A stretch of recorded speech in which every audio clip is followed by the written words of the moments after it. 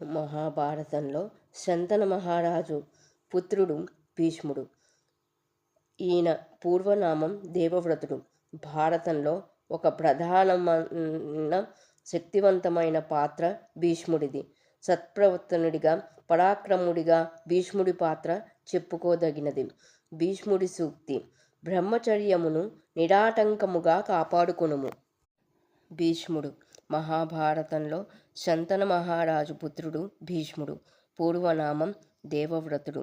భారతంలో ఒక ప్రధానమైన శక్తివంతమైన పాత్ర భీష్ముడిది. సత్ప్రవర్తనుడిగా, పరాక్రముడిగా భీష్ముడి పాత్ర చెప్పుకోదగినది. ఆయన కారణజన్ముడుగా మనకి పురాణాలలో కనిపిస్తారు.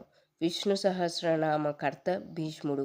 మాఘ శుద్ధ ఏకాదశి నాడు భీష్ముడు విష్ణు సహస్రనామ స్తోత్రం శ్రీకృష్ణునికి వినిపించాడు.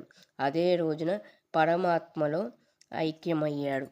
భీష్ముడి సూక్తి: బ్రహ్మచర్యమును నిరాటంకముగా కాపాడుకొనుము.